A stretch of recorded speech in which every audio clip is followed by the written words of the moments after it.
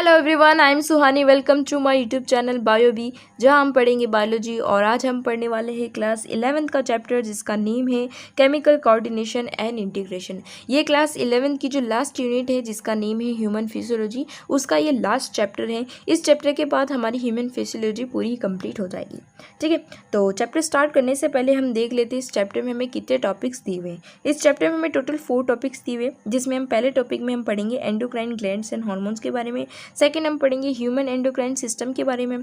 फिर हम थर्ड में देखेंगे कि hormones of heart, kidney and gastrointestinal tract, इनमें जो कौन से हार्मोन्स रिलीज होते हैं उनके बारे में देखेंगे। और लास्ट टॉपिक में हम समझेंगे जो हमारे मैकेनिज्म होता है हमारे हार्मोन्स एक्शन का, उस मैकेनिज्म को हम समझेंगे। तो स्टार्ट करते हैं हम हमारा चैप्टर, जिसमें हमारा पहला टॉपिक है एंडोक्राइन ग्लैंड्स एंड हार्मोन्स। ठीक है, तो एंडोक्राइन ग्लैंड्स की सबसे पहले हम बात करें तो ग्लैंड्स की हम सबसे पहले अगर हम देखा जाए तो ग्लैंड्स हमारे पास 2 तरीके की होती है। एक होता है एक्सोक्राइन ग्लैंड, एक होता है हमारा एंडोक्राइन ग्लैंड। एक्सोक्राइन और एंडोक्राइन में क्या डिफरेंस है? एक्सोक्राइन जो होते हैं जिसमें हमारी ग्लैंड होती है, जिससे जो भी सिक्रेशन हमारा निकलना होता है, जो भी केमिकल निकलना होता है, वो निकलता है डक्ट के थ्रू। किसी जिस पर्टिकुलर टारगेट तक उसको जाना है वो उस डक्ट के थ्रू जो है ये जाता है। ये अगर हम एंडोक्राइन ग्लैंड की बात करें, जो कि जिसको हमको इस चैप्टर में पढ़ना है, वो है हमारा एंडोक्राइन ग्लैंड, जिसमें हमारा जो ग्लैंड होती है वो रिलीज़ करती है कोई भी केमिकल, जो भी उसको निकालना है हार्मोन, वो क्या करेगी ब्लड वेसल्स में जो उसको छोड़ देगी, यानी कि डायरेक्ट इनटू द ब्लड में ही उसको ट्रांसफ़र कर दिया जाता है। फिर वो ब्लड से होता है वो पर्टिकुलर टारगेट तक वो पहुंच जाती है। ओके, अब एक्सोक्राइन जो होती है वो हमारे उसका जो टारगेट होना चाहिए वो शुड भी नियर पास में होना चाहिए, क्योंकि डक्ट बहुत ज़्यादा लंबी नहीं होती है। डक्ट छोटी होती है तो उसका जो टारगेट है जहाँ तक उसको जाना है वो बहुत दूर नहीं होना चाहिए, वो पास होना चाहिए, ये कंपलसरी है। एंडोक्राइन के अंदर ऐसा नहीं है। एंडोक्राइन के अंदर जो हमारा टारगेट है वो दूर भी होगा तो कोई दिक्कत वाली बात नहीं है। अब एक्सोक्राइन क्या सिक्रेट करती है? हमारी एंजाइम्स, टीयर्स, सीबम, स्वेट, ये सब चीज़ें जो है हमारी एक्सोक्राइन जो ग्लैंड्स होती है वो हमारी रिलीज़ करती है। यही अगर हम एंडोक्राइन ग्लैंड्स की बात करें तो ये हमारी सिक्रेट करती है हार्मोन। ठीक है, जैसे कि हमारी थायराइड ग्लैंड, पीनियल ग्लैंड, ये सब के हार्मोन जो है हमारी रिलीज़ करती है।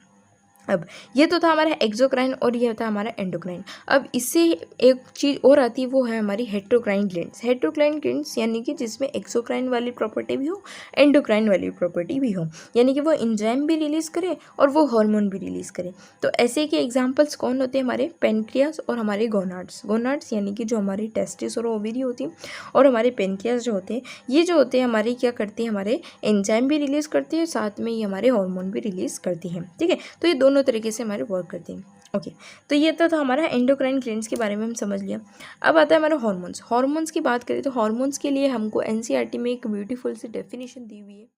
उस डेफिनेशन में हमें बताया गया है कि hormones are non nutrients chemicals which act as in intercellular messengers and are produce in a trace amount. यानी कि जो हार्मोन्स जो होते हैं वो हमारा किसी तरह के न्यूट्रिएंट्स उसमें नहीं होते, न्यूट्रिएंट केमिकल नहीं, वो एक नॉन न्यूट्रिएंट केमिकल होता है जो कि एक्ट करता है एज एन इंटरसेल्युलर मैसेंजर की तरह काम करता है। ठीक है, इधर से उधर जो है सामान ले जाना, मैसेंजर की तरह वो काम कर रहा है।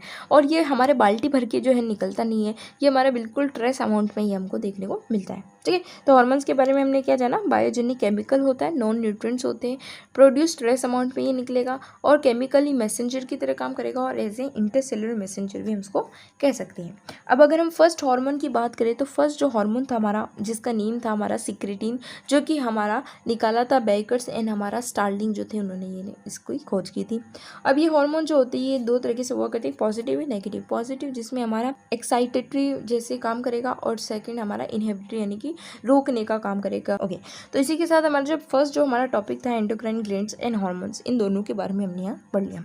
अब आ जाते हैं हम हमारा नेक्स्ट टॉपिक जो है हमारा, वो है हमारा ह्यूमन एंडोक्राइन सिस्टम। चूँकि हम यहाँ ह्यूमन फिजियोलॉजी पढ़ रहे हैं तो ह्यूमन फिजियोलॉजी में हमें ह्यूमन्स के बारे में ही पढ़ना है, तो हम ह्यूमन का एंडोक्राइन सिस्टम को समझते हैं, और जिसमें हम देखेंगे कौन कौन सी ग्लैंड्स है, उनमें से क्या कौन कौन सा जो हार्मोन्स जो है हमारा रिलीज़ होता है। ठीक है, तो सबसे पहले एंडोक्राइन सिस्टम वही जो है हमारा जिसमें हमारा हार्मोन जो है प्रोड्यूस होता है डिफरेंट जो डिफ्यूज टिश्यूज़ तक, सेल्स तक, जो हमारी डिफरेंट पार्ट्स ऑफ बॉडी में अलग अलग जगह जब प्रेजेंट है वहाँ तक ये जाता है, इसका जो भी हार्मोन है वहाँ तक हमारा जाता है। ओके, इसके साथ हमें एक नोट पॉइंट याद रखना है, वो है हमारा gastrointestinal tract, liver, kidney, heart, ये भी हमारे जो है हार्मोन्स प्रोड्यूस करती है। और इसी के लिए हमको एक सेपरेट जो हमारा थर्ड टॉपिक है उसमें हम यही पढ़ेंगे कि हमारी जो हार्ट है, किडनी है ना, ये जो है हमारी गैस्ट्रोइंटेस्टाइनल ट्रैक्ट, ये कौन से हार्मोन्स जो है हमारी रिलीज़ करती है। ठीक है। इसके लिए हम जो थर्ड टॉपिक में हम इसको पढ़ेंगे। अब हम पढ़ने वाले हैं ह्यूमन एंडोक्राइन सिस्टम, जिसमें हमारी पहली जो ग्लैंड आ जाती है वो है हमारी हाइपोथैलेमस।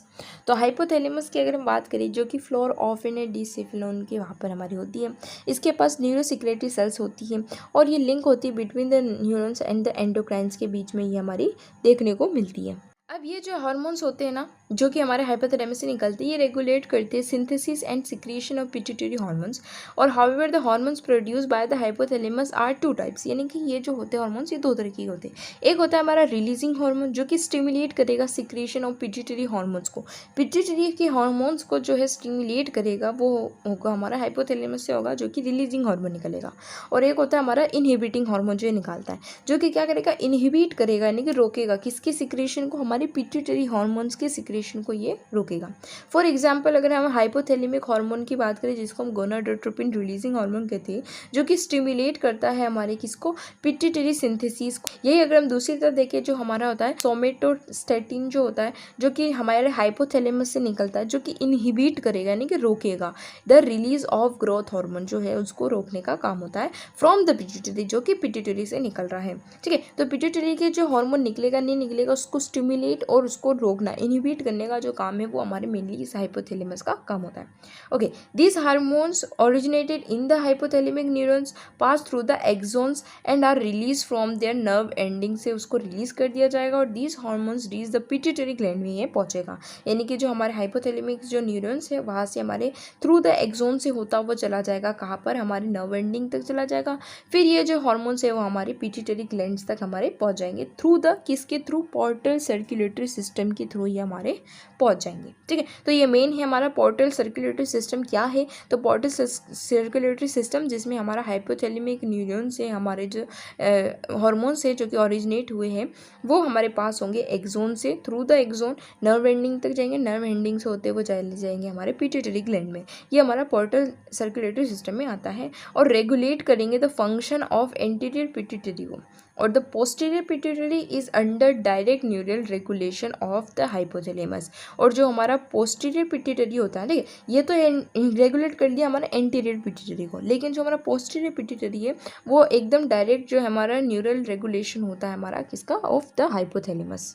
तो हमारा यहाँ क्या है कि हाइपोथैलेमस और हमारी पिट्यूटरी जो है हमारी एक तरीके से लिंक्ड होती है। ठीक है, तो हम पिट्यूटरी और हाइपोथैलेमस का जो है एक तरीके से दूसरे का साथ निभा के ये काम कर रहे हैं, ऐसे समझ लो आप। ठीक है, तो पिट्यूटरी ग्लैंड को पहले समझना पड़ेगा, तब हमको हाइपोथैलेमस भी बहुत अच्छे से क्लियर हो जाएगा। पिट्यूटरी ग्लैंड जो होता है वो सबसे पहले हमारा लोकेटेड होता है हमारी बोनी कैविटी में, ये हमारा प्रेजेंट होता है, जिसको हम सेलर टूसिकम जिसको कहते हैं। ठीक है, कि हमारा जो पिट्यूटरी ग्लैंड है बोनी कैविटी में होगा, जिसको हम सेलर टूसिका कहेंगे, and is attach to the hypothalamus, जो कि हाइपोथैलेमस से अटैच होती है। जैसा मैंने बताया पिट्यूटरी हमारी हाइपोथैलेमस से अटैच होती है एक स्टॉक से। ठीक है, एक स्टॉक जिसको हम कह सकते हैं, स्टॉक से जो ये हमारी अटैच होती है। इट इज़ डिवाइडेड एनाटॉमिकली, अगर हम इसको डिवाइड करें तो दो चीज़ों में इसको डिवाइड कर सकते हैं।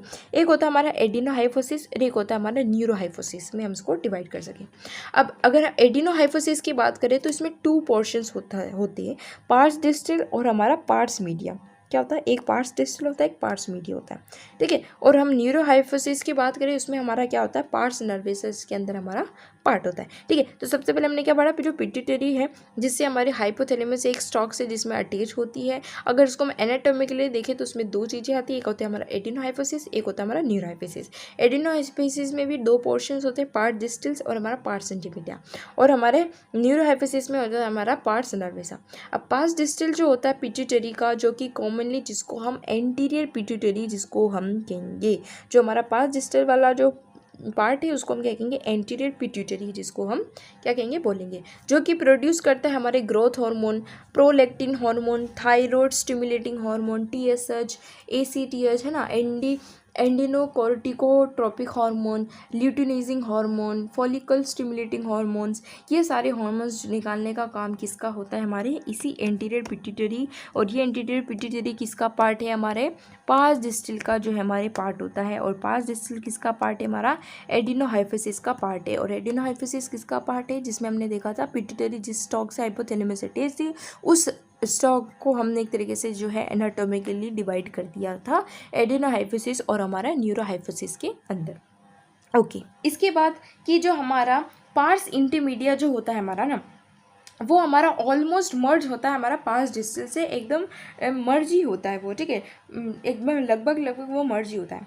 ओके, इसके बाद जो हमारा न्यूरोहाइफोसिस जो होता है, जिसमें हमारी आती है पार्ट्स नर्वेसा जिसको आते हैं, जिसको हम क्या कहते हैं, पोस्टीरियर पिट्यूटरी कहते हैं, ठीक है। पार्स डिस्टल था हमारा एंटीरियर पिट्यूटरी और पार्स नर्वेसा है हमारा क्या, पोस्टीरियर पिट्यूटरी होता है, जो कि स्टोर करता है एंड रिलीज करता है 2 हार्मोन। कौन से 2 हार्मोन, एक होता है ऑक्सीटोसिन और एक होता है हमारा वेसोप्रेसिन। ऑक्सीटोसिन का क्या काम है, ऑक्सीटोसिन जो कि सिंथेसिस होता है बाय द हाइपोथैलेमस, ठीक है। ये ध्यान रखना है कि जो हमारा ऑक्सीटोसिन है वो तो सिंथेसिस हो रहा है हमारा किससे, हाइपोथैलेमस से सिंथेसिस होता है, लेकिन जो हमारा ट्रांसपोर्ट होता है एक्सोनली जो कि टू द न्यूरोहाइफोसिस से जो कि हमारा क्या होता है, ये ट्रांसफ़र होता है, ये हमको ध्यान में रखना है, ठीक है। ऑक्सीटोसिन क्या है, जो कि हमारा लव हार्मोन होता है, जो कि हमारे यूट्रस का जो कॉन्ट्रैक्शन होता है ड्यूरिंग द डिलीवरी वो हमारी इसी ऑक्सीटोसिन की वजह से होता है। इजेक्शन ऑफ मिल्क जो होता है वो भी हमारी इसी ऑक्सीटोसिन की वजह से होता है। ये अगर हम वेसोप्रेसिन की बात करें तो वेसोप्रेसिन जो होता है वो हमारे एक्ट ऑन किडनी ट्यूबल्स पे काम करता है, जो कि H2 का एब्जॉर्प्शन करने में जिसका वर्क होता है। और डिफिशियंसी ऑफ ADH यानी कि एंटी ड्यूरेटिक हार्मोन भी हम इसको कहते हैं, अगर इसकी कमी हो जाए तो हम उसको डायबिटीज़ भी हमको हो जाती है। तो हमने यही पढ़ा पिट्यूटरी में हमारे ट्रॉपिक हार्मोन जो थे, जो कि हमारे कौन क्या कहते हैं, जो कि रिलीज़ करते पिट्यूटरी, जो कि स्टिमुलेट करते थे TS को, FSH को, LH को, ACTH को, ठीक है। और हमारे नॉन ट्रॉपिक हार्मोन जो कि हमारे ग्रोथ हार्मोन जिसमें हमारे निकलते हैं, ठीक है, जिसको हम सोमेटोट्रोपिन जिसको हम कहते हैं। ओवरऑल जो होती है हमारी ग्रोथ जो होती है जिसमें एनाबोलिज्म ऑफ प्रोटीन और हमारा जो ग्लूकोज जो होता है वो हमारा क्या होता है, इसमें इंक्रीज होता है। अब इन ग्रोथ हार्मोन की अगर हम बात करें, अगर इनका जो ग्रोथ हार्मोन है ना, अगर इनका ओवर सिक्रेशन हो जाए इन GH स्टिमुलेट का, तो एबनॉर्मल जो है हमारी ग्रोथ हो जाएगी ऑफ द बॉडी, और उससे क्या होगा, उससे एक बीमारी होगी जिसको हम कहते हैं गीगानिटिज्म जिसको हम कहते हैं, ठीक है। और अगर हमारा लो सिक्रेशन हो जाए तो वो उसको हम कहते हैं स्टर्नल ग्रोथ, ठीक है, यानी कि वो हमारी उसकी ग्रोथ हमारी पूरी से हुई नहीं तो उसको क्या कहेंगे, स्टर्नल ग्रोथ हम कहते हैं, जो कि रिजल्टिंग इन द पिट्यूटरी ड्राफिज्म जिसको हम कह सकते हैं कि वो एक तरीके से ड्राफिज्म होगा। तो हाइपोसिक्रेशन हुआ तो वो ड्राफिज्म हो जाएगा, और हाइपर सिक्रेशन हुआ तो वो हमारा क्या हो जाएगा, गीगानिटिज्म हो जाएगा। अगर यही हाइपर सिक्रेशन 2 तरीके से होता है, अगर ये चाइल्डहुड में हो रहा है यानी कि छोटे में हो रहा है तो इसको हम गीगानिटिज्म कहेंगे, अगर ये एडल्ट में होता है तो ये हमको एक्रोमोलॉजी जिसको हम कहते हैं। अब ये जो एक्रोमोलॉजी होती है ना, which may lead to serious complications हो सकती है, जिससे हमारी प्री मेच्योर डेथ भी हम जिसको कहते हैं, ठीक है। अगर मिडिल एज में हो रही है तो जिसको हम सर्व ए डिसफिगमेंट कहते हैं, जिसमें हमारा फेस जो है बहुत ही अजीब सा हो जाता है ना, जिसको हम एक्रोमोलॉजी कहेंगे, और ये एक सीरियस कॉम्प्लिकेशन हो सकती है जिससे हमारी प्री मेच्योर डेथ हो सकती है इफ़ अनचेक, अगर हम इसका जाँच नहीं किया जाए। The disease is hard to diagnose in the early stage and ऑफर goes to a undetected for many years, यानी कि स्टार्टिंग में इसको डिटेक्ट करना बहुत ही ज़्यादा हार्ड होता है, और क्या होता है कि अनडिटेक्टेबल होती है, बहुत सालों तक उनको डिटेक्ट ही नहीं कर सकते, until changes the mammary glands and the formation of milk in them जो हमको देखने को मिलेगा, यानी कि जो prolactin regulates the growth hormone जो मेमोरी ग्लैंड को जो करते हैं, formation of milk in them हमको देखने को मिलेगा। TSH stimulating the synthesis of secretion of steroid hormone जिसको हम क्या कहते हैं, ग्लूकोकॉर्टिकोइड्स जिसको हम कहते हैं, फ्रॉम द एड्रेनल कॉर्टेक्स से जो वो हमारा निकलता है।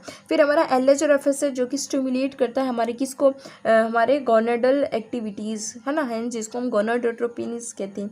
मेल्स के अंदर LH जो स्टिमुलेट करता है the synthesis and the secretion of the hormone जिसको हम कहते हैं एंड्रोजन, और फ्रॉम द टेस्टिस जो हमारा निकलता है, ठीक है। तो अगर मेल में जो LH होता है वो स्टिमुलेट करेगा हमारे सिंथेसिस और सिक्रेशन होता है हमारे हार्मोन जिसको हम एंड्रोजन कहते हैं, और FSH जो होता है ना मेल्स के अंदर, जो कि टेस्टिस से हमारे जो रिलीज होगा। और the FSH and the androgen regulate the spermatogenesis वाले प्रोसेस को जो ये हमारे रेगुलेट करता है, FSH हार्मोन और हमारा एंड्रोजन, ठीक है। स्पर्मेटोजेनेसिस क्या है, हमारा स्पर्म बनने वाली जो हमारी प्रोसेस उसको हम स्पर्मेटोजेनेसिस कहेंगे।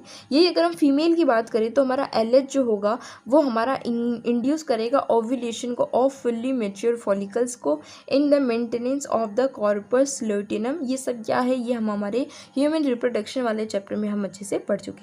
From and the remnants of the graafian follicles क्या है, वो सब हमारे उस चैप्टर में हम अच्छे से डिटेल में पढ़ चुके हैं। तो ये जो FSH है ये हमारा स्टिमुलेट करेगा ग्रोथ को and development of the ovarian follicles जो होते हैं हमारी फीमेल्स के अंदर, उनको ये क्या करेगा, ये स्टिमुलेट करने का काम होगा।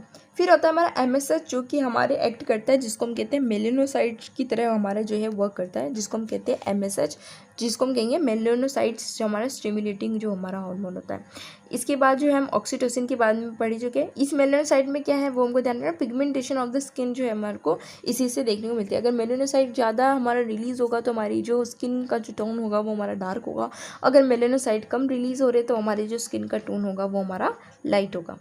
ओके, इसके बाद हमारा ऑक्सीटोसिन हमने पढ़ लिया, जिसमें कॉन्ट्रैक्शन हमने देख लिया था, और हमारा जो वैसोप्रेसिन था उसको भी हमने देख लिया।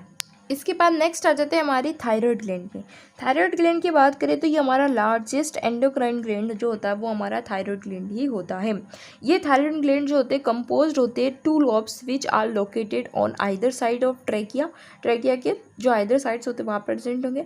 Both the lobes are interconnected होंगे विद ए थिन फ्लैप, जिसको जो कि होगी हमारी कनेक्टिव टिश्यू की, जिसको हम कहेंगे इस्थेमस। ठीक है, तो ये इससे जो है हमारे क्या होते हैं, कनेक्टेड होते हैं। The thyroid gland is composed of follicles and stromal tissues का जो ये हमारा कंपोज्ड होता है। ईच थायराइड फॉलिकल की बात करें is a composed of follicular cells की enclosing a cavity. This follicle cells synthesis 2 hormones. अब ये जो फॉलिकल्स है ये 2 हार्मोन्स निकालते हैं। एक निकालता है हमारा क्या, एक जिसको हम कहते हैं T3 और एक होता है हमारा T4। T3 क्या है हमारा, T3 जो होता है जिसको हम कहते हैं ट्रायोथायरोनिन, और T4 जिसको हम कहते हैं टेट्रा आयोडोथायरोनिन जो होता है वो हमारा T4 होता है, जिसको हम थायरोक्सिन जिसको भी हम कह सकते हैं। ओके, तो T4 और T3 हमारा निकालता है।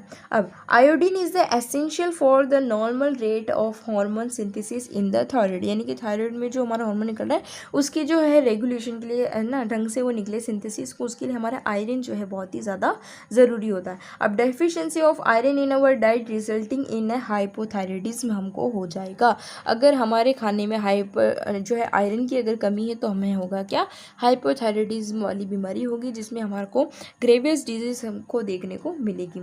इसके अंदर हमारा क्या होगा, एनलार्जमेंट ऑफ थायराइड ग्लैंड जो हमको देखने को मिलेगा। जो हमारा थायराइड ग्लैंड है वो हमारा बहुत ही बड़ा हो जाएगा, और हमारा जिसको हम कॉमनली क्या कहते हैं, गोइटर जिसको हम कहते हैं। और एक होती है हाइपरथायराइडिज्म। हाइपरथायराइडिज्म जो होती है हमारी, इसमें during the pregnancy causes defective development and maturation of growing baby जो हमको देखने को मिलेगा, लीडिंग टू स्टर्नल ग्रोथ हमको देखने को मिलेगी। मेंटल रिटार्डेशन हमको देखने को मिल सकता है, उसमें लो इंटेलिजेंस से देखने को मिल सकती है, एबनॉर्मल स्किन देखने को मिल सकती है, और उसमें हमको क्या देखने को मिल सकता है, जो है डीफ म्यूटिज्म भी हमको हो सकता है वो बहरा भी हमारा हो। इन एडल्ट वुमन हाइपोथायराइडिज्म जो होता है हमारा may cause a menstruation to become irregular, हमारे जो है मेंस्ट्रुएशन साइकिल भी हमको इरेगुलर देखने को मिल सकता है। Due to the cancer of the thyroid gland और due a development of a nodules of the thyroid gland, the rate of synthesis and secretion of thyroid जो है हार्मोन जो है हमारी इंक्रीज हो जाती है to abnormal high level, leading to condition जिसको हम कहते हैं हाइपरथायराइडिज्म। अभी तक हमने पढ़ा क्या, हाइपोथायराइडिज्म, जिसमें हमारा गोइटर होता है। और अगर ये कब हो रहा था, जब हमारी आयोडीन की कमी हो जा रही थी। आयोडीन की कमी से इसकी हार्मोन जो है ढंग से रिलीज नहीं हो रही थी। अगर हमारा सिक्रेशन ज़्यादा हो गया, ठीक है, किसकी वजह से, अगर उसमें कोई कैंसर हो गया है या फिर ड्यू टू द नोड्यूल्स की जो हमारी डेवलपमेंट की वजह से, ठीक है, तो एबनॉर्मल ग्रोथ होने की वजह से क्या होगा, एबनॉर्मल हाई लेवल्स इसमें देखने को मिलेगा, तो उससे हो जाएगा हाइपरथायराइडिज्म। ठीक है, हाइपोथायराइडिज्म और एक है हमारा हाइपरथायराइडिज्म। उससे क्या होगा कि एविडेंसली हमारी बॉडी की फिजियोलॉजी को जो हमारी इफेक्ट करता है, जिसमें होता है हमारा एक्सोपैथमिक गोइटर जिसमें होता है।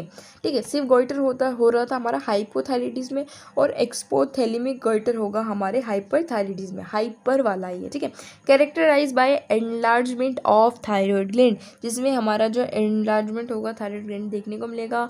प्रोट्यूसिएशन ऑफ आई बॉल्स, यानी कि हमारी जो आँखें हैं मेंढक की जैसे बाहर आ जाएगी, मतलब कि मेंढक की जैसी बड़ी बड़ी हो जाएगी। इंक्रीज बेसल मेटाबॉलिक रेट हो जाएगी, वेट लॉस हो जाएगा, और जिसको हम क्या कहते हैं, ग्रेवियस डिसीज हम जिसको कहते हैं।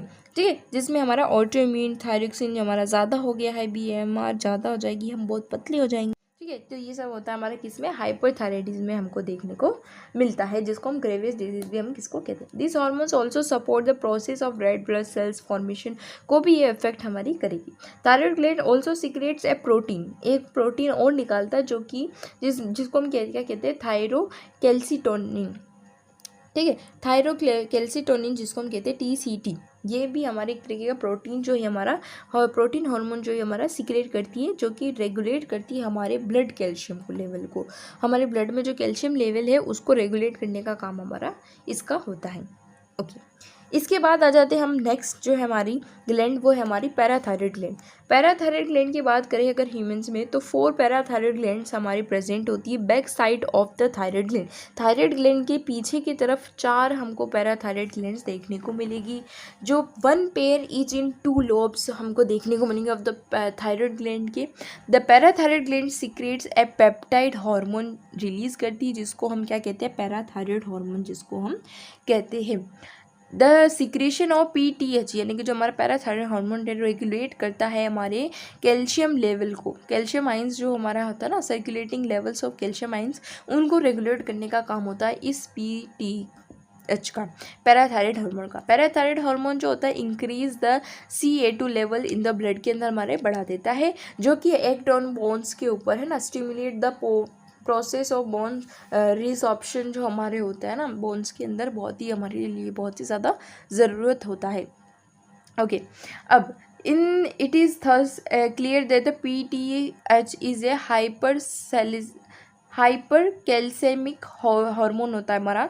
PTH जो होता है वो एक हाइपर कैल्सेमिक हमारा हार्मोन जिसको हम कहते हैं, जो कि इंक्रीज़ कर देता है हमारे कैल्शियम लेवल को अलॉन्ग विद द TCT के साथ में। TCT क्या था हमारा, जो कि थायरोकेल्सिटोनिन था, ये भी हमारा कैल्शियम लेवल को बढ़ा रहा था, और ये भी हमारा क्या है, हमारे कैल्शियम लेवल को बढ़ाता है। तो it plays a significant role in the calcium balance in the body. तो अगर हमसे कभी पूछा जाए हमारी जो बॉडी में कैल्शियम लेवल का जो सिग्निफिकेंट रोल है उसको मेंटेन के लिए, तो हमारी कौन कौन सी, एक तो है हमारी TCT जो कि हमारी थायरोकेल्सिटोनिन है, और एक हमारी पैराथायरॉयड हार्मोन जिससे हमारा क्या निकलता है, हमारा पैराथायरॉयड हार्मोन जो हमारा रिलीज करता है।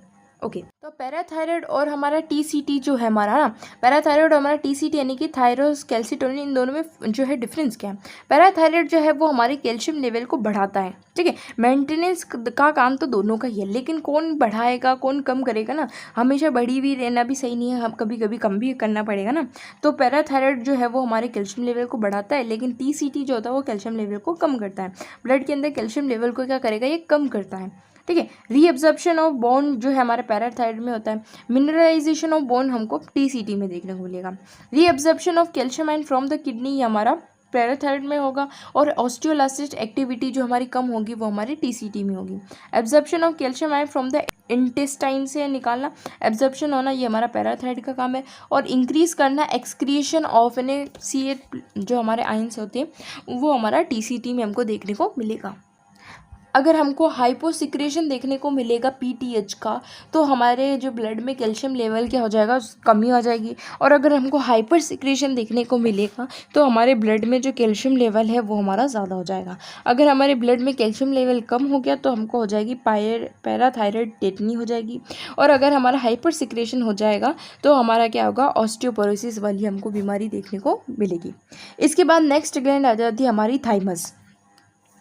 थाइमस जो होती है हमारी, वो ग्लैंड जो होती है हमारी लॉब्यूलर स्ट्रक्चर होती है, जो कि लोकेटेड होगी हमारी between the lungs, behind the sternum, on the ventral side of aorta, ठीक है। तो वेंट्रल साइड ऑफ अरोटा की जो स्टर्नम है लंग्स के अंदर पीछे की तरफ, ये हमको वहाँ देखने को मिलेगी। The thymus plays a major role in development of immune system. Immune system का डेवलपमेंट हमारे इसी थाइमस से हमारा होगा। This gland secrets the peptide hormone जिसको हम कहते हैं थाइमोसिन, जिसको हम कहेंगे thymosin play major role in the differentiation of a T lymphocytes, और जो कि प्रोवाइड करेंगे सेल मेडिटेड इम्यूनिटी प्रोवाइड करेंगी। In addition thymosin also promote क्या करती है, production of antibodies to provide a humoral immunity जो है प्रोवाइड हमारी कराती है। Thymus is degenerated in all individuals resulting in a decreasing production of thymosin. As a result immune response of all person become weak, यानी कि जो हमारी old individual जो होती है उनके अंदर हमको इस थाइमोसिन जो है इसमें हमको क्या देखने को मिलेगी, कमी देखने को मिलेगी एज के साथ साथ। तो इस वजह से जो हमको ओल्ड पर्सन जो होती है उनके अंदर इम्यूनिटी जो है हमको कम देखने को मिलती है, ठीक है। तो ये एज के साथ साथ हमारे थाइमस की जो साइज क्या हो जाती है हमारी, कम हो जाती है। ओके, मैक्सिमम साइज हमको प्यूबर्टी में देखने को मिलेगी, ठीक है। तो प्यूबर्टी जो होती है हमारी उस टाइम पे हमारी जो इम्यूनिटी जो होती है वो हमारी बहुत ही अच्छी खासी हाई होती है। ओके, इसी के साथ हम इस वीडियो को यही एंड करते हैं। बाकी के जो बच्चे हमारे टॉपिक्स है इसको हम नेक्स्ट पार्ट में कवर करेंगे। सो इस जो चैप्टर के हमारे को नोट्स है, हैंड रिटन नोट्स हमको PDF के फॉर्म में डिस्क्रिप्शन में देखने को मिल जाएगा। सो मिलते हैं अगले वीडियो में। सो बाय एंड टेक केयर।